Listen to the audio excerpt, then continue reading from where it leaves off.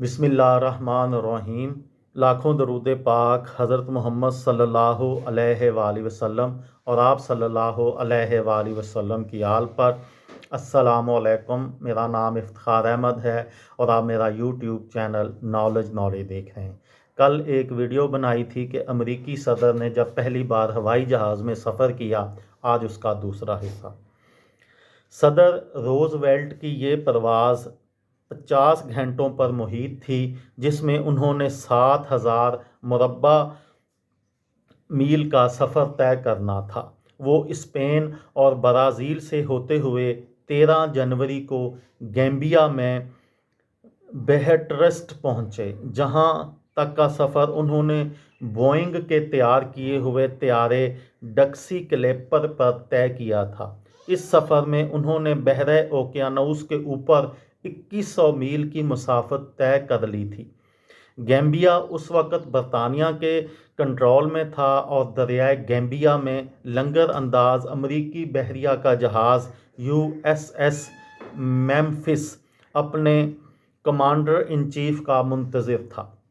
Gambia میں مختصر قیام کے بعد صدر روز ویلٹ نے C-54 ٹرانسپورٹ طیارے میں مراکش کا 1600 میل کا سفر طے کیا اور بالآخر 14 جنوری 1943 کو شام 5 بجے وہ اپنی منزل پر پہنچ گئے۔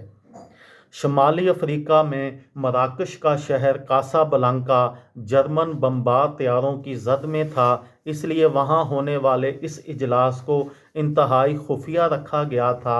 مراکش پہنچنے کے بعد صدر کے محافظ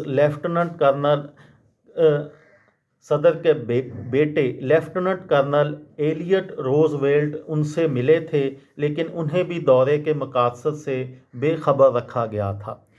ہوٹل انفا میں ہونے والی کاسا بلانکا کانفرنس میں صدر روز ویلٹ اور برطانیہ کے وزیر اعظم ونسٹن چرچل شریک ہوئے۔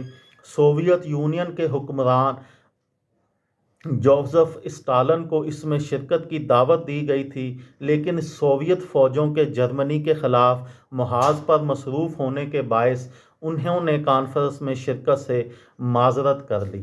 اس کانفرنس میں چند اہم فیصلے کیے گئے اور سب سے اہم بات یہ طے پائی کہ اتحادیوں میں سے کوئی محوری قوتوں میں شامل کسی ملک سے یک طرفہ جنگ بندی نہیں کرے گا، اور جب بھی جنگ بندی ہوئی تو محوری ممالک کو غیر مشروط طور پر ہتھیار ڈالنا ہوگے۔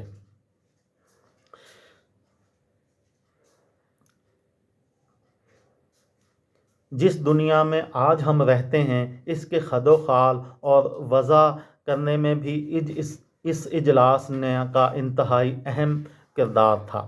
کاسا بلانکا سے صدر روز ویلٹ کی واپسی کا سفر قدرے سست روی سے طے ہوا۔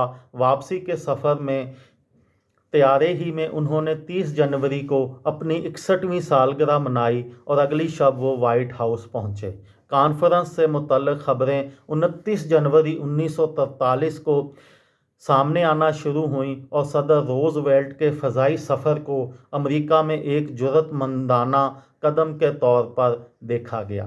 یہ تھی میری آج کی ویڈیو۔ کسی دوست کو، کسی بھائی کو، کسی بہن کو فائدہ ہو تو مجھے دعاؤں میں یاد رکھیے گا۔ دل دل پاکستان، جان جان پاکستان۔ السلام علیکم۔